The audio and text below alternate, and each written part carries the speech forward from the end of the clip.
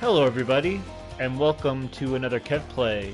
This is Kevin, and we are on part 8 of Crash Team Rumble. This is a blind approach into Season 3. I have not even pressed X yet into what we have, but from what we have so far, what I must say, this music really pops. It's like a mix between Crash Bandicoot's music, which you hear right there, and Spyro's main theme from the original game. I love it. This really is awesome. I can't wait to dive in. Let's dive in. We're gonna be playing as Ripto. Now I heard that some people were having trouble connecting. Hopefully that's not a problem for us. I don't think it should be. I think only not many people were experiencing that. Yeah, I'm excited to get into Season 3. And see, I don't even know what any of the unlockables are, anything. I don't know what to expect here. I have not watched any gameplay footage. I mean, I do know that, we have Spyro and Allura are going to be the new characters. And that there's some, that I saw like the roadmap and everything of like, showing like the Spyro maps that there's going to be, and I'm definitely looking forward to see what they have in store here. I'm wondering if they're going to have Crash Bandicoot music in the Battle Pass, or is it going to be Spyro music? Like, are we going to be able to play this song as a top performer music option, or because that would be cool. Like I said, last season I was a little disappointed with Season 2's Battle Pass because there was only two legacy tracks, which was Barrett and Polar Pass. But here we have, look, that we got in competitive or party mode, collect dragon eggs. Okay, so we're gonna be playing as Ripto. I don't think I really need to do anything with him. Okay, so we got Ripto. Let's see what we got to say here. Season 3 begins. Welcome to Season 3 of Crash Team Rumble. We're cooking up some new modes, new maps, new heroes, and other tasty surprises. Look forward to new events, badges, and exclusive rewards. We hope you enjoy Season 3. Twice Revolved.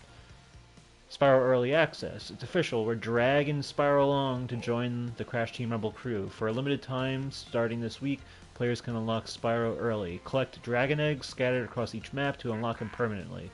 Additional rewards during Spyro's early access include skins, gear, and more. The event will last for 7 days. I will definitely be getting him by the end of those 7 days.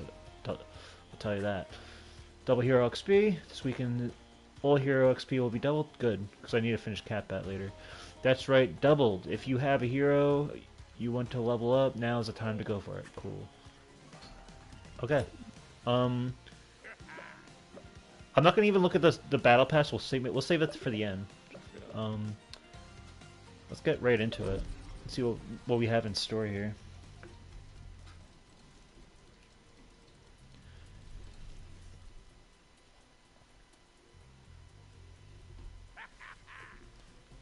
Alright, throwing us into waist deep. I wonder if there's any Spyro characters at play in our server. Doesn't look like it. Ooh, what's this music? If you listen carefully.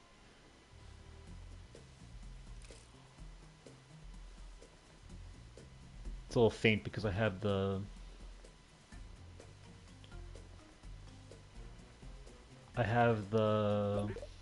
audio a little low, so let me put the music up a bit.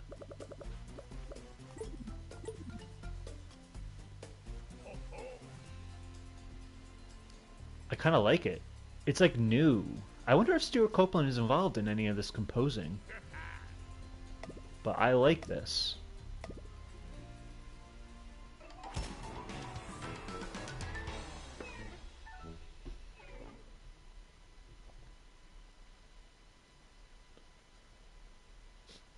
So the Game Awards came and went. In terms of the awards, I think like, I know there's a whole identity crisis with the Game Awards. It really is like the Oscars, where it's more about the ads and about the announcements. It's not really about the awards.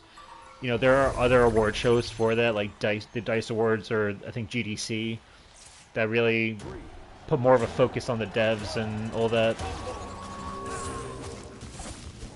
I gotta get used to Ripto again. But in terms of in terms of it being a show, it was entertaining. Absolutely. I'm satisfied with the game of the year. I didn't play Baldur's Gate 3, but my friends on PC did, and they praise that game often. So I'm glad that any game that I'm aware about, and it's not even on my platform, and I'm hearing it talked about as much as it definitely deserves that. And that's the thing with Spider-Man, is that I loved that game, but it wasn't a game that I would have like. Oh, we got Spyro in the house. Spyro going up against Ripto. Where'd he go? But what was I saying? Yeah, I love Spider-Man 2, but I like Spider-Man 2. Like, I wasn't like if it. I'm not like up in arms that it would have lost. It like the competition was definitely crazy this year, and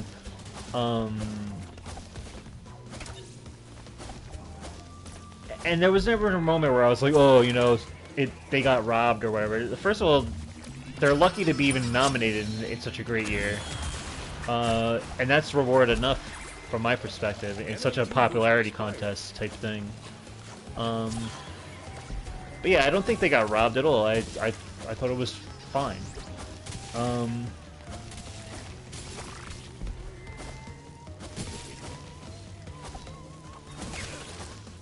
Oh no. Okay.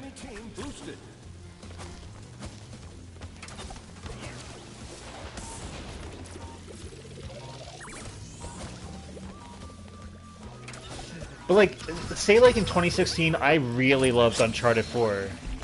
In 2013, or I mean, I didn't play Last of Us till later, but that would have been a game where I would have been a little bit more like, really, like if it lost.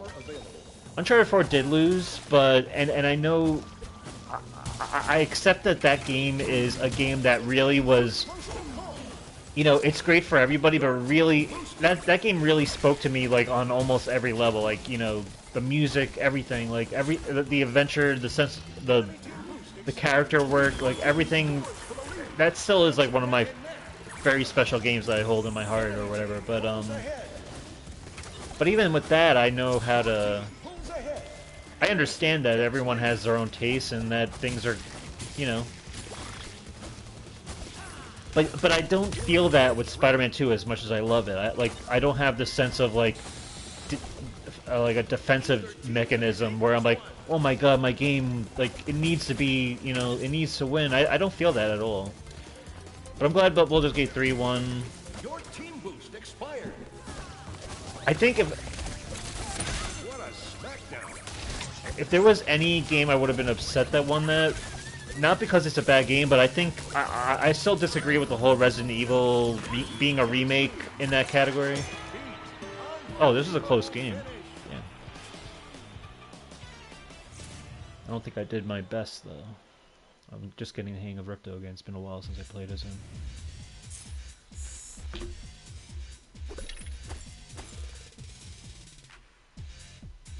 Dragon Egg. So I did get my Dragon Egg, okay. I wonder what I'm going to unlock in this Battle Pass, which I did not unlock yet. We got double XP, which doesn't matter because I already maxed him out. Alright, we're going to Jazz Junction. What do I have left to do with Ripto? Earn top booster badges by capturing the most gems. Let's try to get some booster badges. That last booster badge. But what else? Like, so I know there were some things that I thought were awesome to be revealed there. I took some notes, stuff that caught my eye.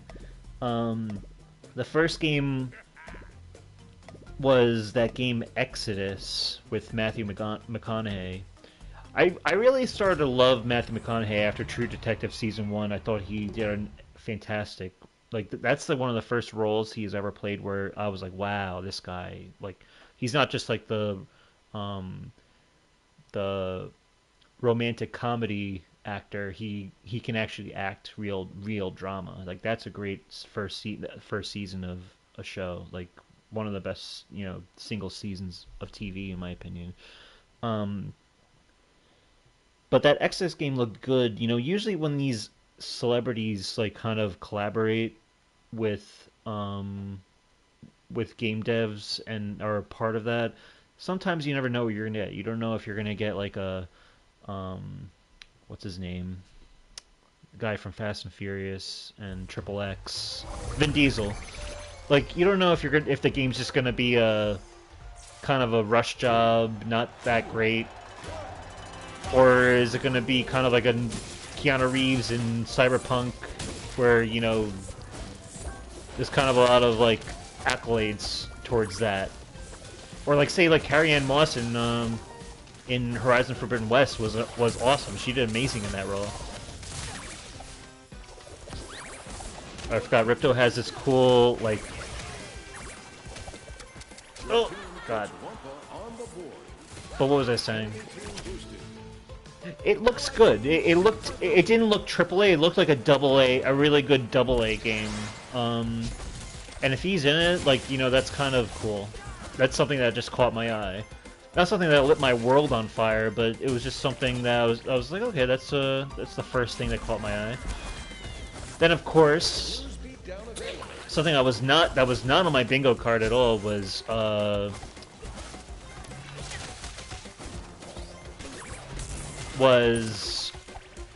the God of War Valhalla DLC, which I was just like, wow. First of all, I didn't know what I was looking at first. I think from what I've read up on, it's supposed to be an epilogue of Ragnarok, following Kratos. So it is single player, and then you have what looks kind of like an arena mode, similar to what the past God of Wars have always been, or what like when you go to Muspelheim, or do like the waves in the like the Greek games or whatever, the PS2 games, kind of like a survival mode, I guess, or something. And it looks like they're bringing a lot of the Greek enemies back, which I think is pretty sick. And yeah, one of the biggest things though that really like got a reaction out of me was haha, I just killed Spyro as Ripto. One of the things that got the biggest reaction out of me was that release date reveal, December 12th, 2023, and it's free. Like, that is awesome. We're gonna be I'm gonna be very busy with that in a couple of days. That's gonna be how I close this year in terms of games, without a doubt. Other than this game, of course. Oh god. Let's capture some gem points.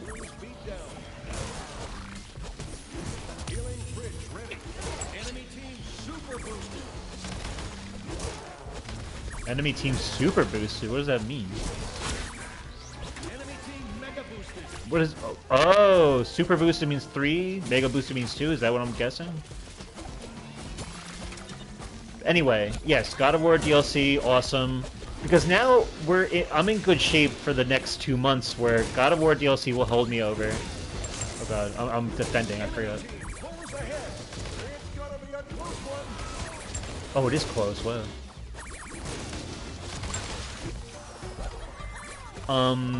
So December will be God of War DLC, and then January 19th will be the $10 upgrade for Last of Us Part 2. And last time I feel like I sold it short because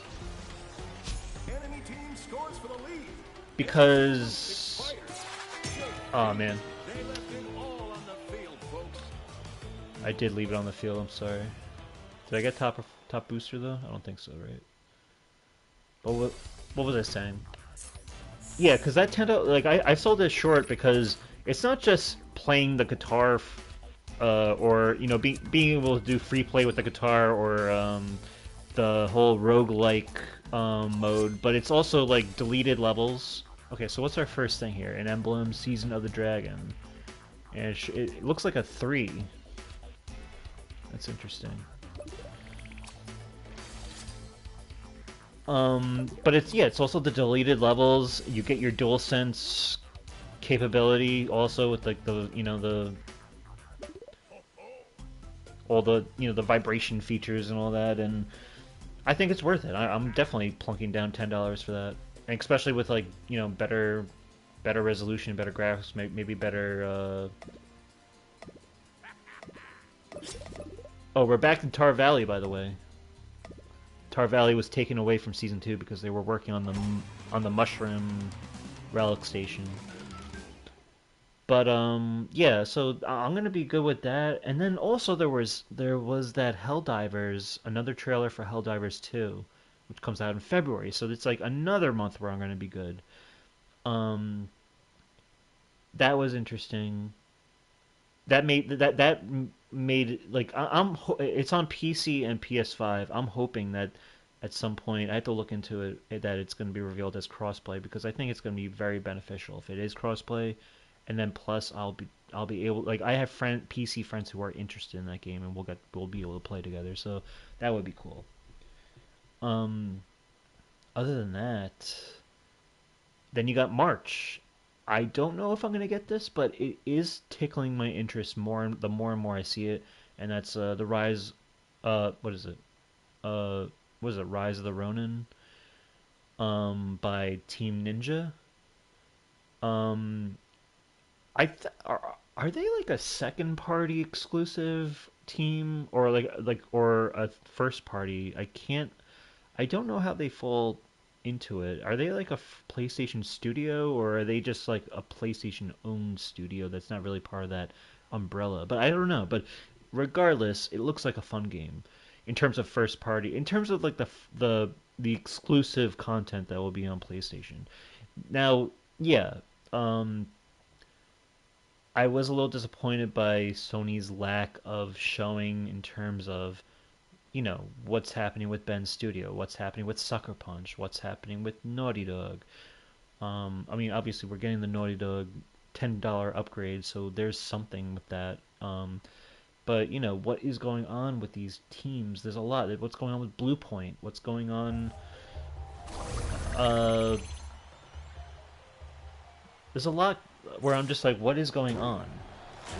And they're very quiet still, and that surprises me, because I don't think there's been a year in this generation for the for the PS4 or PS5 where I was like, I don't know what the big game is for the next year is. In 2022, I knew Spider-Man 2 was at least going to be a thing.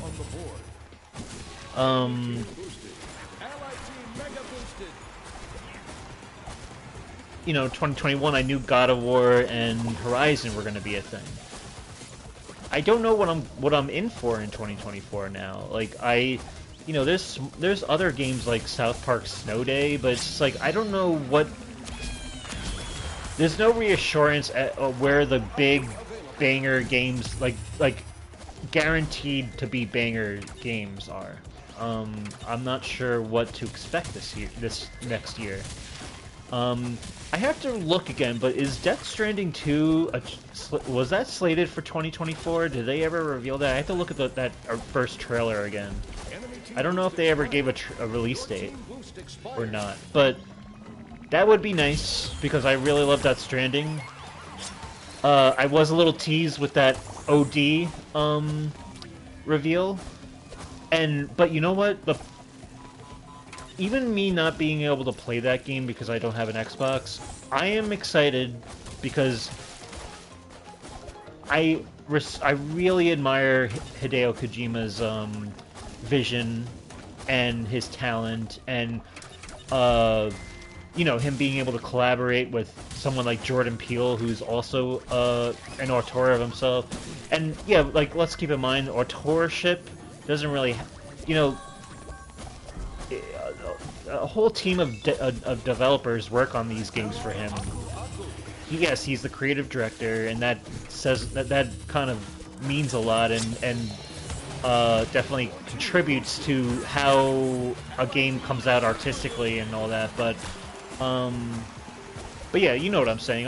But I'm just saying, in terms of the collaboration with those two visionaries, that's very cool. And honestly, I'm excited. I'm excited for Xbox fans that they get to have something very strange and absurd from Hideo Kojima in the same way we have with Death Stranding. They're definitely going to be in for a treat with that game. You could tell by how cryptic and how they presented it with like the different people freaking out, like the faces, and the use of like doorways, that creepiness. Like I always like have this. I'm always like. I'm always into like dream worlds and weird psychology and stuff. And there's something about a threshold, like a door that goes to another place, that's very supernatural to me and very off-putting and unnerving. And I feel like the idea that Hideo Kojima is exploring something like that is right on point with what I would expect from like a horror game or some kind of like psychological any psychological horror, you know. So that looks like a cool game. But yeah, again, to my original question, I'm just hoping. I have to look into see if Death Stranding 2 is a thing for 2024, because that would at least make me feel better, seeing how in the dark we are with PlayStation. Because that first trailer does look good for Death Stranding 2 that they showed a while back.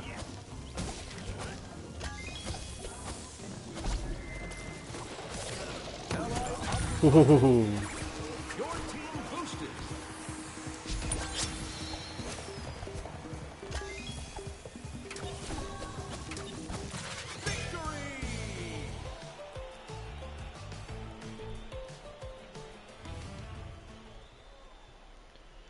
What else did they show beyond that?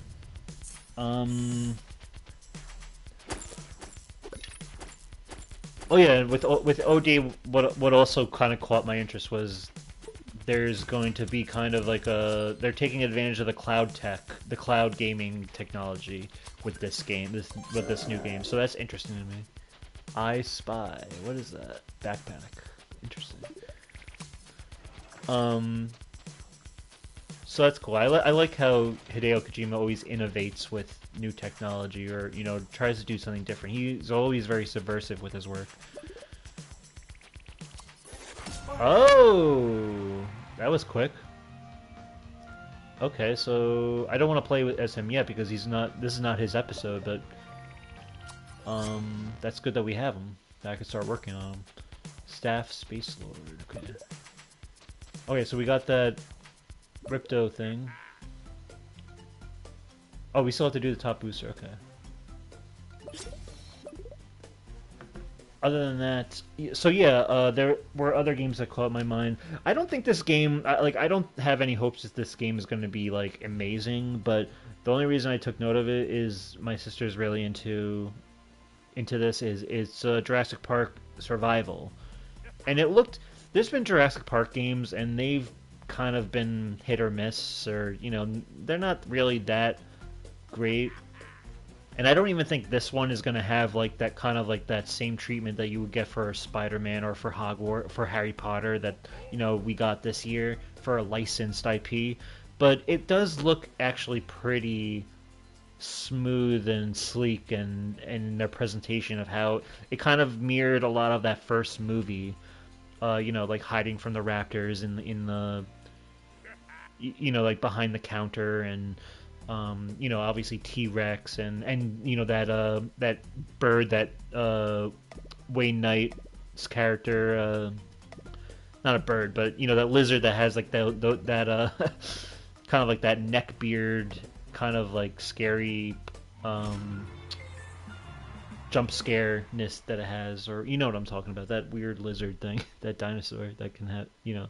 But it it looks like a game that would be, if it turned out to be good, you know, to show my sister, maybe I'd play it with her or something, you know, like just so, like to see how it goes or whatever. But that was just something I caught my eye.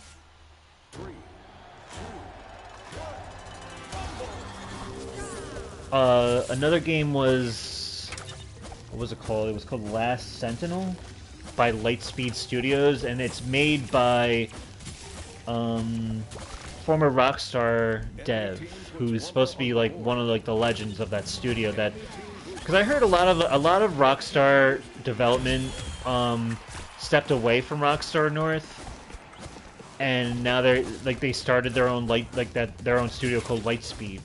And it's not just this one guy, it's actually like several of the team went there. I don't know why they would, but they seem to wanted to, you know, go independent and create their own studio. So at least it's promising from a talent perspective that they can bring something to the...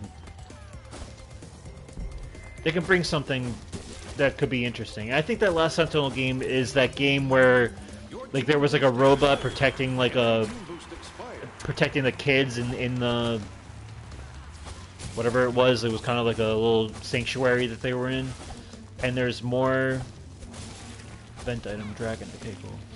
There's more from what I can tell. What was I saying? Yeah, there's more robots that are like after them or something. But then there's like this savior that comes, and I guess that's what they called the Last Sentinel. I don't know, but it looked interesting. It didn't really like, you know, it wasn't something that I was like, oh my god, I gotta get this, but it looked interesting for now, because I know how trailers work. Sometimes they're interesting to me at first, not really capturing my my imagination too much, but then another trailer comes out and another trailer, and I'm like, wow, this game actually is pretty sick. So it's like, I recognize it as a game that's made by a very talented studio, or, you know, talented people that are forming their new studio, and who knows, maybe something will come from this that will actually be worthwhile.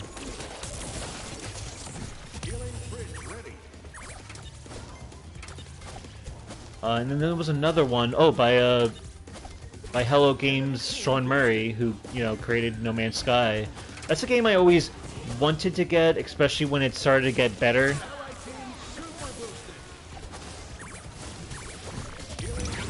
Haha. Ripto, let's go after Spyro. Actually, let's get these relics.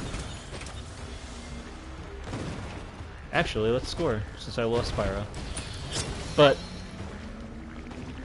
yeah, that new game, it's not like he kind of has gone away from the whole like infinite universe thing, but instead is doing kind of like an open world that takes place on an entire planet, which I think is pretty sick.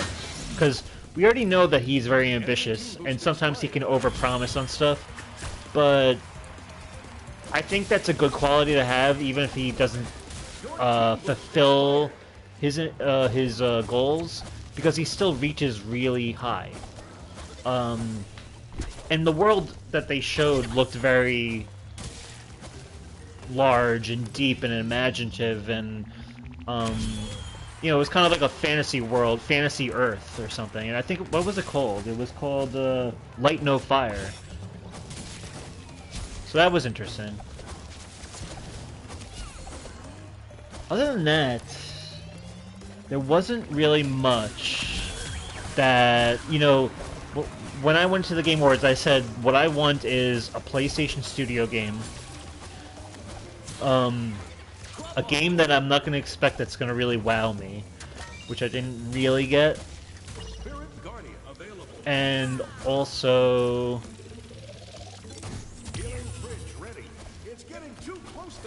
Oh, let's score.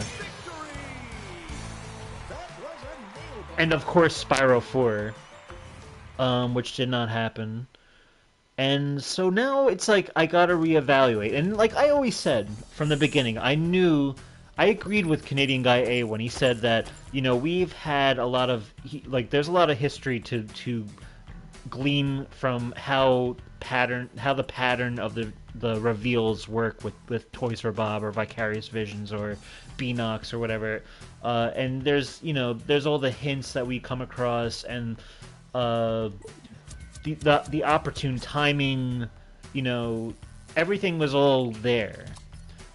But with the one thing I did say before all this, and before, and like I did say, the Microsoft acquisition of Activision could change things drastically.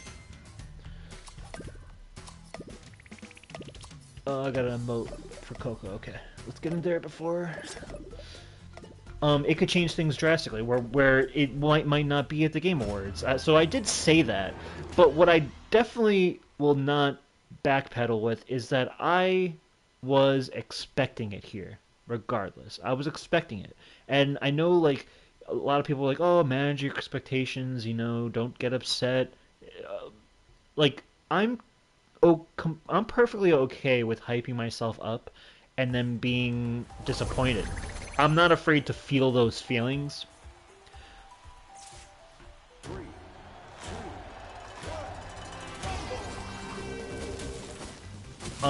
So I definitely set myself consciously with the intention to be disappointed if it didn't show.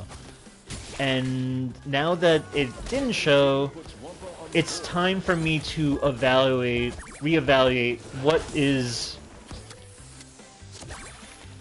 the new goalpost to expect anything from, and is that the final goalpost? And I think my final goalpost in terms of whether we're going to get Spyro 4 next year, because it's still very possible we get it next year, it would have to be in the first quarter of the year to be revealed, or Summer Game Fest.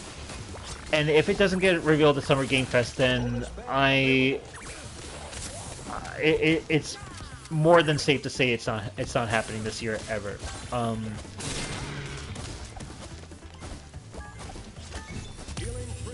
But I will say we still have a pattern to look back at that suggests that not every game from this whole remake train has been revealed at the Game Awards. It was also, you know, Crash Insane Trilogy was at E3 2016, I think. That's, you know, that's in more close to the summer.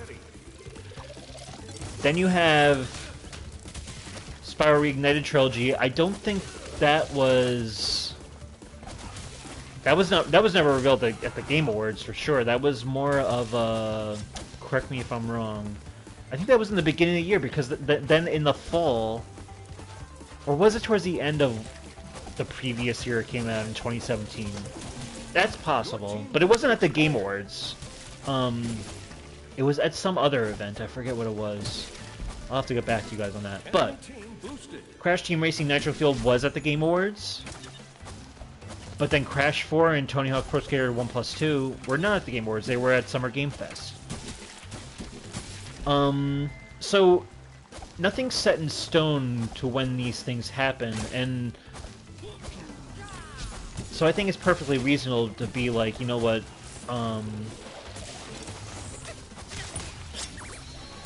it's perfectly reasonable to expect it next year still, if it's in the first half of the year shown, or at least in August. I think August is when the Summer Game Fest is, but it's still very possible for that to happen for 2024. You know, anything's possible for 2024 still, but I am still a little concerned with Sony's first party. Because usually we have a better idea when that is. You know, at least in the previous year, going into the next. It's always wise when you do the bonus bank to have Wumpa on you before you do, because now everyone's gonna rush to prevent you from scoring. But there's always a little grace period where you can get it in. But thankfully I was able to get some. Cool. Well, let's set this up.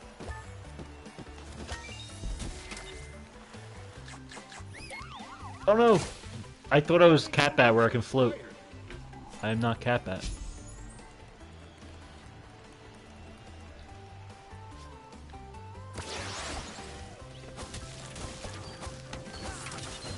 But yeah, no Spyro 4, not even Crash, you know, even if it was like Crash, another, you know, like a hint towards Crash 5 or something, and us being disappointed that they're still making Crash without making a Spyro, we didn't even get that. I definitely don't expect anything from Tony Hawk, because I feel like that will get leaked in a second if it ever was possible. Even though they did keep it under wraps the first game before it got revealed. I totally did not expect it when it happened. Oh man, I'm yammering too much here.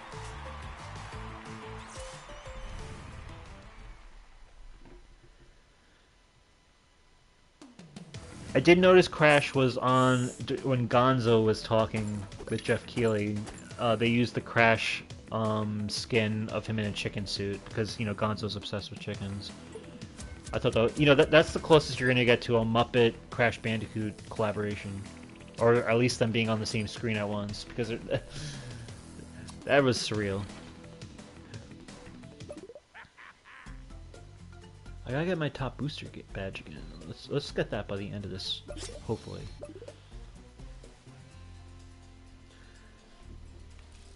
See, now I planned to play as Ripto after the Game Awards because, like, I saved him. Like, I made sure to use Entropy last episode and then use Ripto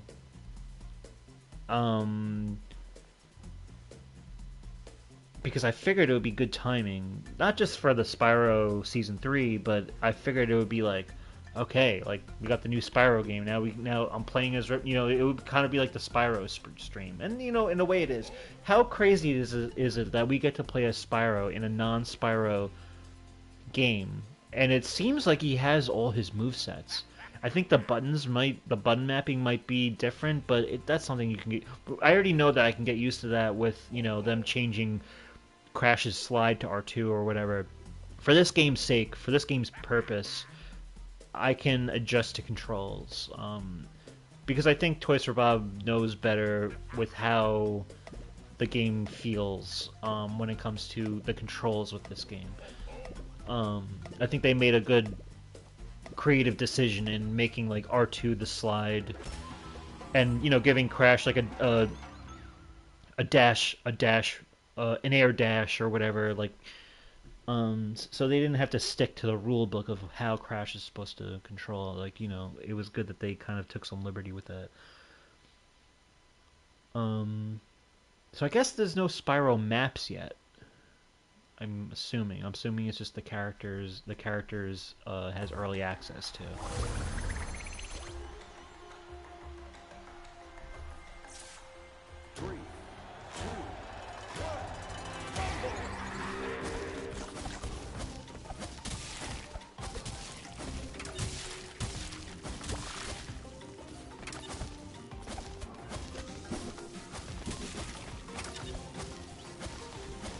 Take this. I don't want to. Yeah, let's score first, and then we'll use this Econo station.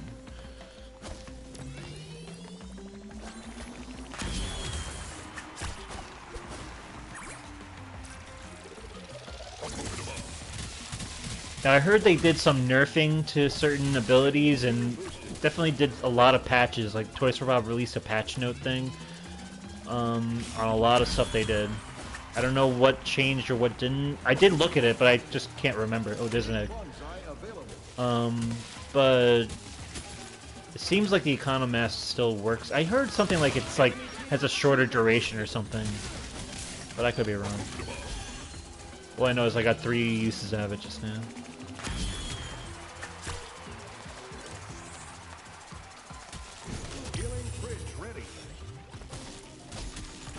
doing a lot of scoring, not a lot of boosting. I should have done that.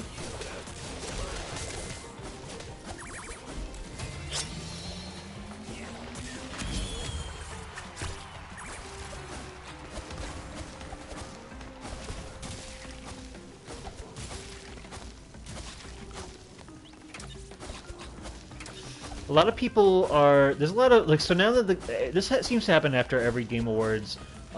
Twitter gets itself really into... people start to complain on Twitter about the show. And there's some valid points, and then there's some not so valid points. Or at least stuff I don't agree with. One being... One that I don't really agree with was people are really upset that... what's his name? Christopher Judge, who plays Kratos, made that joke about Call of Duty's campaign being shorter than his acceptance speech last year. Which, to me, I just, like, people are saying this is an attack on the devs. A lot of the Call of Duty devs are coming out to, you know, chastise him about this, saying, like, you know, I don't know, they're taking, like, a lot of offense to it. And to me, it was a very innocent, playful joke, very tongue-in-cheek, from a game lover's perspective. You know, like, from anyone who likes games and it's like, oh, I just, you know, I wish this campaign was longer. It felt very innocent, like a playful jab. But then I see, like, you know, people on Twitter, like Ches Corden, who, you know, like, he was one of, like, the insiders for this game to, you know, before it came out, knowing about this. He was like, you know, oh, this is an attack on the devs, it's punching down, it's not, you know, it's not acknowledging their struggles and stuff. And to me, I'm just like, I don't know, like, why do we why do we have to tiptoe around the devs so much? Like, because I've been a part of development processes, for, you know, I've worked on, like, working on a whole overhaul for my company where we were using an old system, and then we set up a new system, and I was very involved with that. You know, there was a lot of extra long hours and a lot of crunching, a lot of running around, a lot of rushing before it was launched. So I understand from a procedural point of view how stressful that is. But even so, when the final product comes out, or even the process, everybody, including me, like, or even our you know, the people who are using it, and really it's for my company, I work for the company too, so I'm using it too.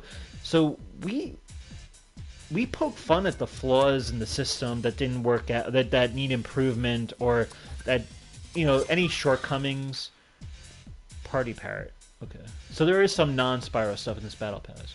But yeah, like I said, we poke fun at our, you know, at what we were able to achieve, or what we weren't able to achieve, and by doing that, it kind of just fuels you it encourages you to be better, be better for next time, or be better in, let's see how we can use the tools we have to improve what there is. You know, Call of Duty is a yearly thing. So for there to be some criticism about the campaign being awfully short, is that really such a bad thing? And if it's such a playful jab, you know, it's no different from what other award shows do. Like, you know, like the Oscars, you have Ricky Gervais, like, it's a roast. You know, it's still a celebration of developers if you have someone who's roasting. It's all in good fun, you know. I think people... That's an example of something where people love to complain about stuff, and they love to latch on to something that seems like it's problematic, but really, at the end of the day, I doubt anyone really is offended. But that's what I have to say about that. Now, what I do agree with is how, and I've said this before the show even happened, because this seems to be a thing every year, is how there's such an identity crisis with the Game Awards, where it's so ad-based, it's so based on the announcements more than actually, like, giving the awards out, or, like, you know, really, like, giving developers time to bask in their victory, or, you know, even though it's not, it's all art, so, like, victory, you know, winning best whatever in whatever category isn't, you know, it's all just like opinion, and there is no like best, because all these games and all these projects, they're all trying to accomplish different things. They're all subjective. And they're all lucky to be nominated to begin with. Like, but for a developer to get on stage and get their, you know, 5 minutes of glory for the hard work they've done in, you know, in representing all the people that helped the, you know, the team or whatever. I do think they're deserving to get that and not get rushed off the stage. Whereas, you know, other segments will run longer, like, you know, Hideo Kojima's game getting a lot more attention, being on stage for 10 minutes with that. I remember at Summer Game Fest, I was really annoyed that The Last of Us, or that, you know, Neil Druckmann and Troy Baker and Ashley Johnson and like they all came on stage to talk about factions for like 20 minutes, and how there's a new what was it, like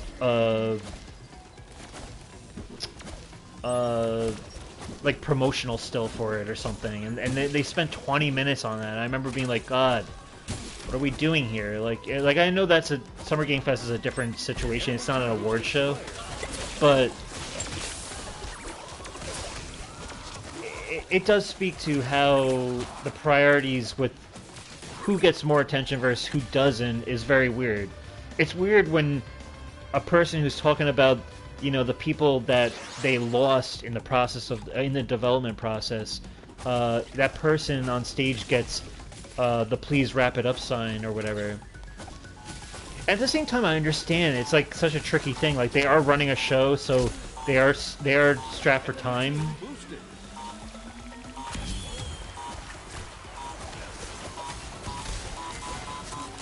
Damn it.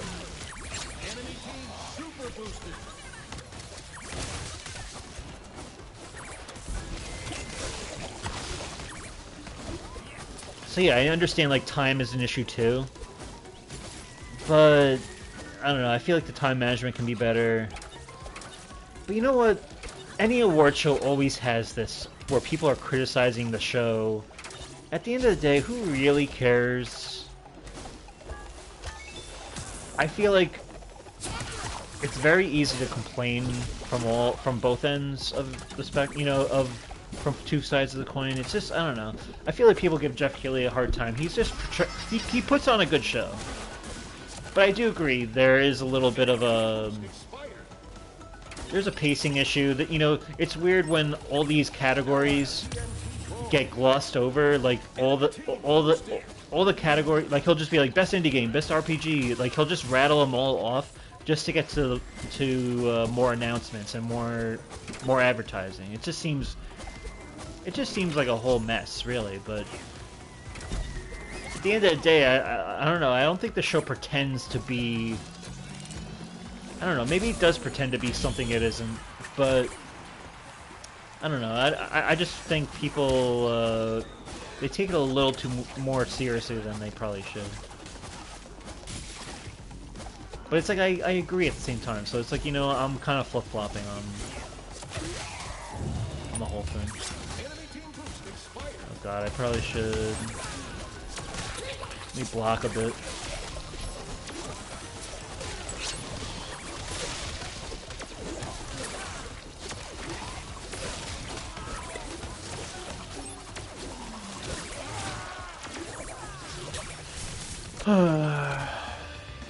Did my best to block there.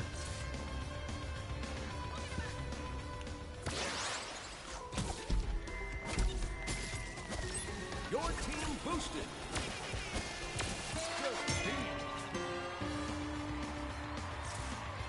I don't think I did too bad there. I got some blocks in. I did the best with my relics, and I got a good amount of scoring in. I don't think my boosting was that good though.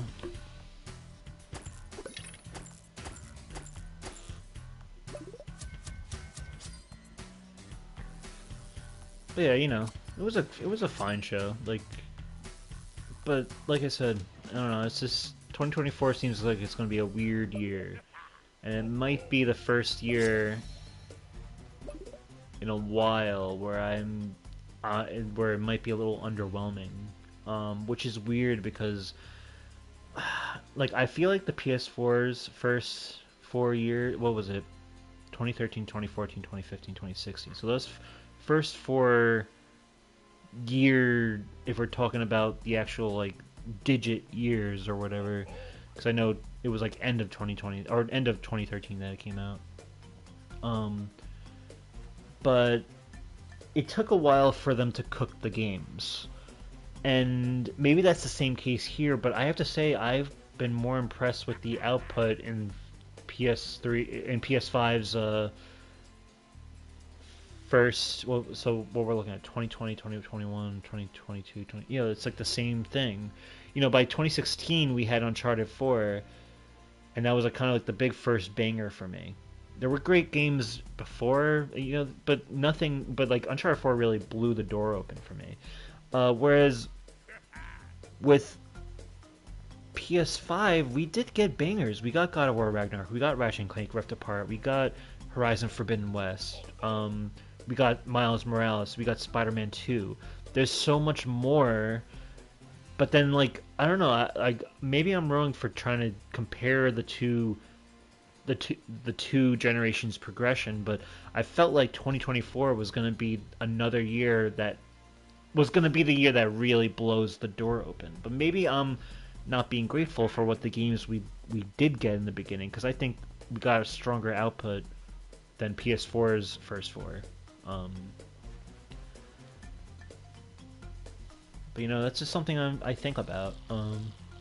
Like I said, I need to look into Death Stranding 2. Is that? Let me look it up right now. Does Death?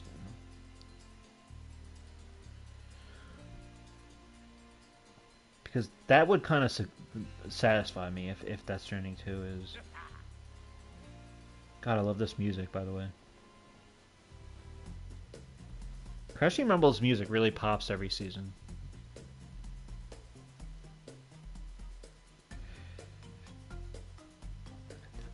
Seeing from thegamer.com, Death Stranding 2 could launch in 2025 according to one of the game's artists. Does it have a release date though? Death Stranding release date is likely to fall sometime in 2024 or 2025. That's from PC Games SN. I don't know if these sites are reliable or whatever, but I could like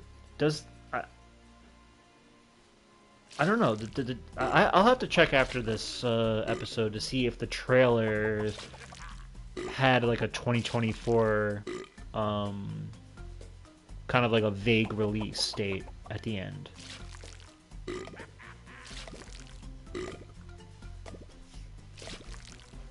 Oh, people can emote now.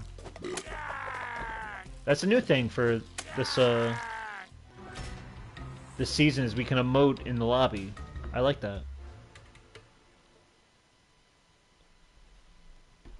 I have to say, I'm very impressed with... I think there's something very promising about Crash Team Rumble. And I know a very small team's working on it. And I think it's small because maybe the majority of Toys for Bob are working on whatever the next games are. You know, whether that is Spiral 4 or Crash 5 or what have you. But they're doing a really good job with kind of like spoon feeding us new features, new everything. I think this is a game that could, like, imagine next year, best ongoing game at Game Awards. Imagine Crash, or you know, the year after that. What if Crash Team Rumble really evolves? I don't think I've ever played a game, or I've never really played any live service game where I've never been a part of that, where a game really evolves over time. And games do that. Oh god. Let me get up here. Let me get up here. Damn it. So maybe this game could really evolve for all we know.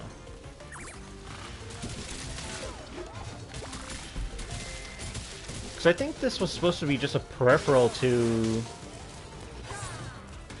Oh, look at Spyro can charge around. That's so cool.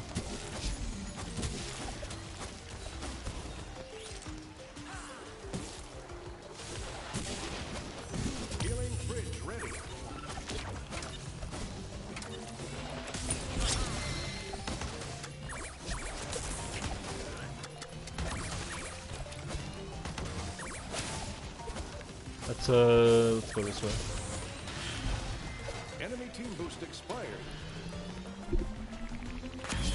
Let's try to get my booster badge for this level. I don't know how I'm doing with it.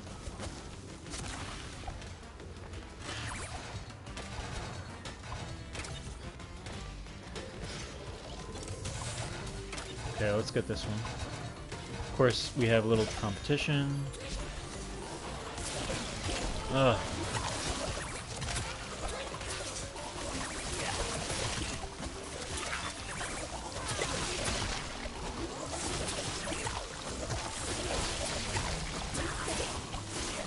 I don't know if I'm getting credit for this one, but it'd be cool if I did. Oh look, Spyro can glide, I love this. I can't wait to play as him.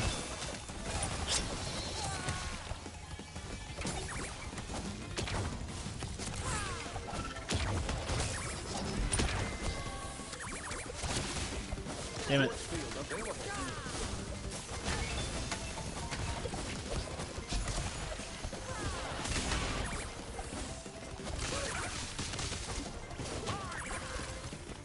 Okay, I think they gave up on this one. Oh yeah. Let's force field this bad boy. Let's get back here.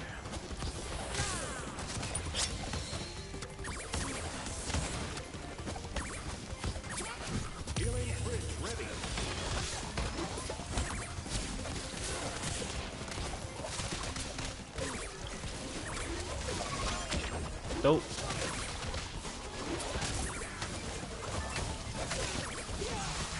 I tried. I mean, I have 20%, we're up against a 55% on the other team. Your team boost expired. I think we'll make this match the last match and that, but I want to check that battle pass. I'll show that on screen. Okay, cool. We got the... These junker balls are very handy.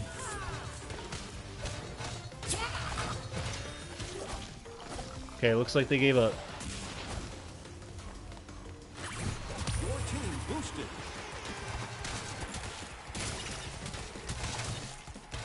Enemy force field. Hey, hey. That's my enemy, by the way, with the booster competition we got going.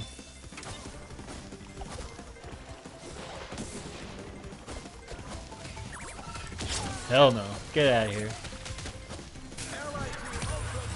Ha ha ha. Let's do it. Let's do it.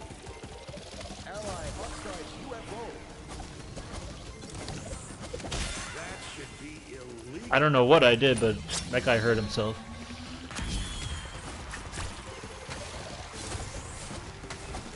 Is there any more? Oh, let's get this one. Let's get this one. Let's fight it off. Yeah, JP is definitely going for some boosters. I don't know what class Spyro is, by the way.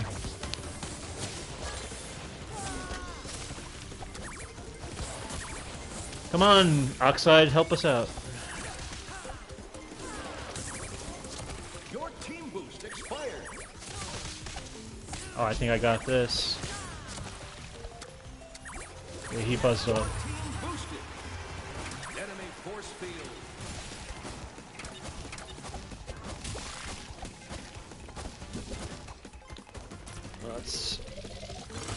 Okay, let's get some scoring. Oh, don't fall.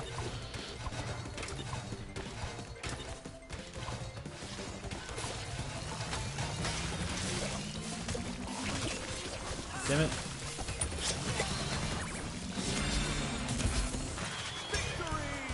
70%. 51st for... Okay, I won. So I'll at least get that Ripto thing.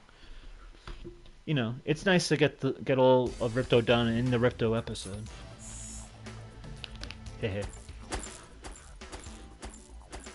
Okay.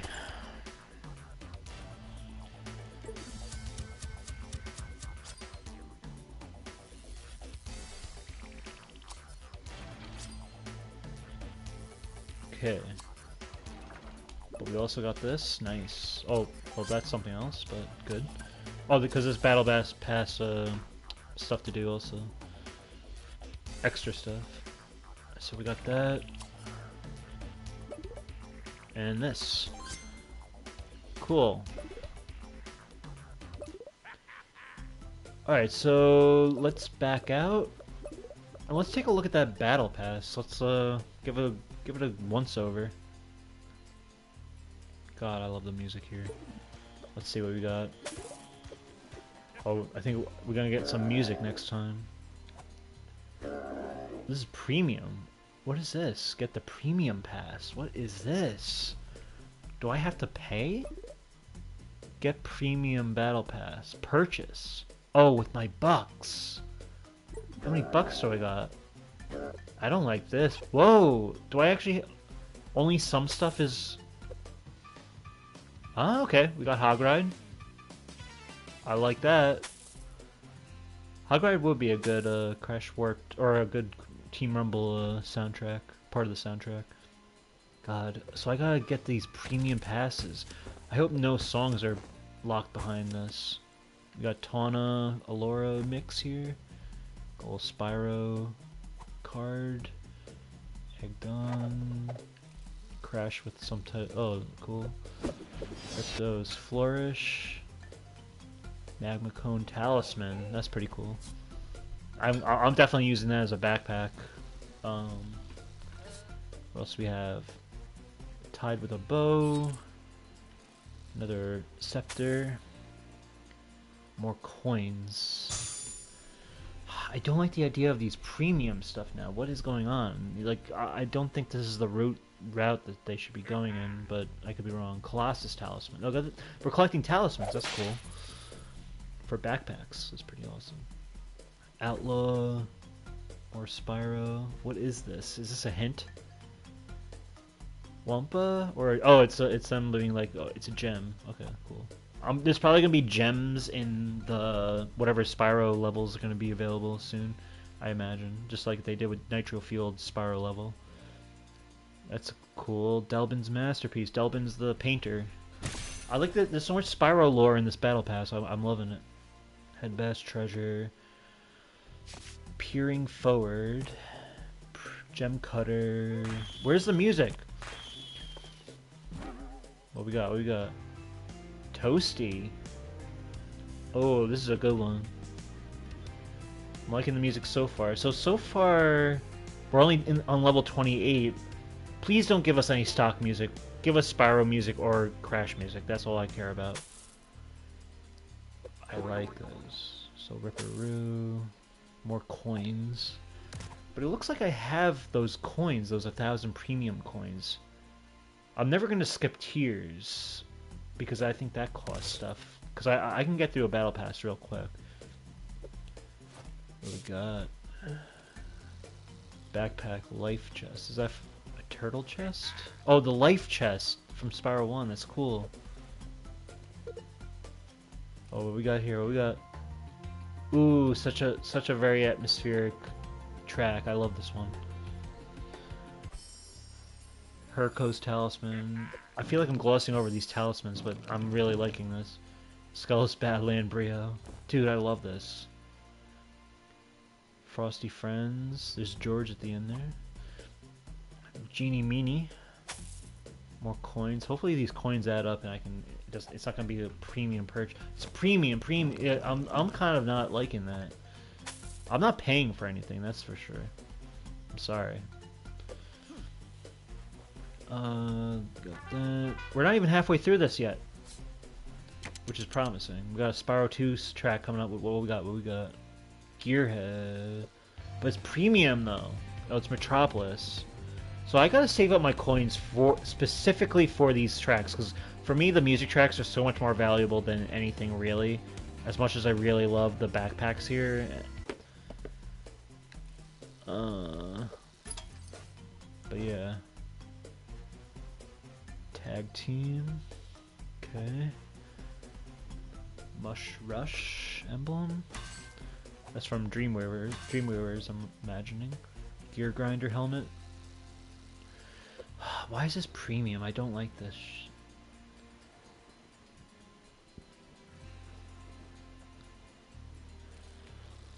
I hope I'm just like completely misinterpreting how this battle pass works, and that you can. Oh, it's free. This free and this premium. I don't like that. This is annoying. Got a Crash Warped one, which is Tiny Tiger. We already have the first Tiny music for Crash 2. More Crash coins. Capitalist, Croc, Majestic, Premium, Whimsical Snail. I'm gonna have to really be careful with my coins to make sure I get the stuff I actually want. Once this game dies, all this stuff isn't gonna be like on the disc anymore anyway. But still, it's kind of lame. Magma Cone. Do they have the vocals?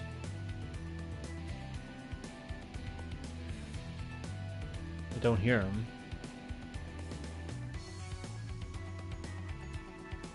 I'll have to listen later on. Okay.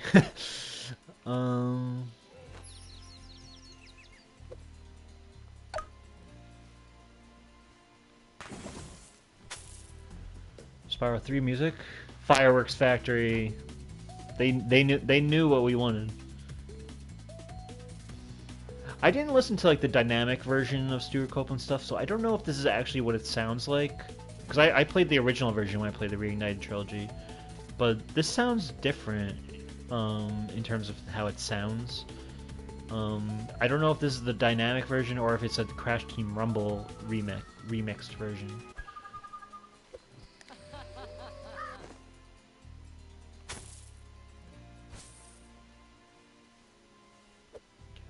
Maybe they're going to use this battle pass as a way to gauge Spyro interest.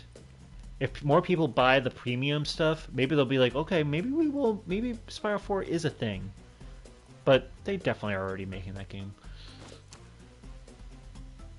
And in a way, I think it's smarter because I think this season's going to last till March, so it's a way to get Spyro on people's minds for longer, and then you can release it. So there is a strategy there still. No, when I say release it, I mean announce it. Announce a Spyro 4 towards like the end of the season or something. Because then people are kind of like really in the Spyro mode, you know? What's this one? Sunny Villa? I love this. I love that they did this. I was hoping they would do this, that bring Spyro music in. And they're throwing some Crash music in. That we're definitely getting better music variety this time around than last season. Wonder what the final ones are. 94, 95, Lava Rock, Snow Globe. I kind of like that Snow Globe. I think that's going to be my new thing. If I decide to get it, obviously. If I decide to buy it with my coins. The Toaster, what do we got? 98. Charmed Ridge, okay. Oasis Fez. And what's our final thing? A Balloonist Engine. I kind of dig that, man. But of course it's premium, so if you make it to this game with player engagement all the way to level 100, you still have to use your coins. Like, ugh, please. I don't know. I just don't like this. I don't like. It's so much better rewards this time around, but they're making it pay. I don't like that. But for the meantime, we will call it. I know it ran a little longer there, but I definitely wanted to get some impressions of what we have to work with here. Also, did I look at this yet? So Spyro's unlocked. Skilos Badlands, so that's more music for us. And is that free? Please, it's free, so I'll take it. Stretch It Out and Aurora version. Okay, cool. And that's Deluxe P, and got that. Okay, so alright, so we'll call it at that. If you want to, what do I say?